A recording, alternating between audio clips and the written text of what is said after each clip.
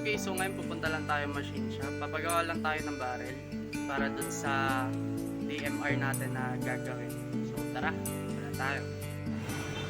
Bali yung location niya, dito pa C3, and then dito yung Pamalabon.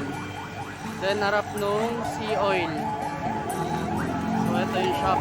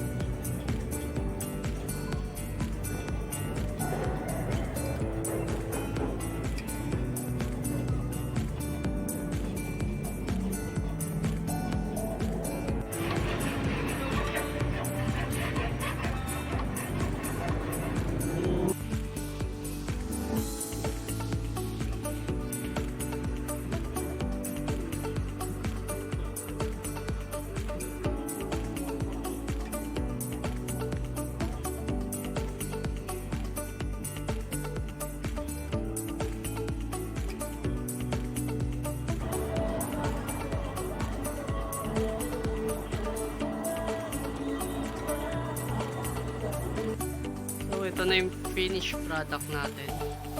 Galing siya sa lumang barrel din. Kaya ganito yung tsura. And then ayan yung loob. Ganda ng pagkakagawa. Siyempre re-spray na lang natin ito para all goods na siya.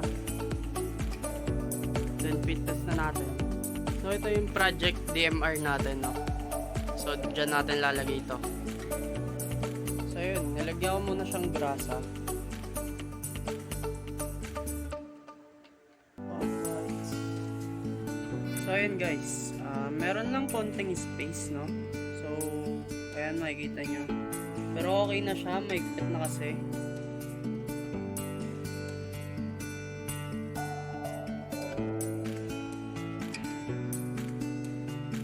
So ayun yung itsura nung mismong barrel na.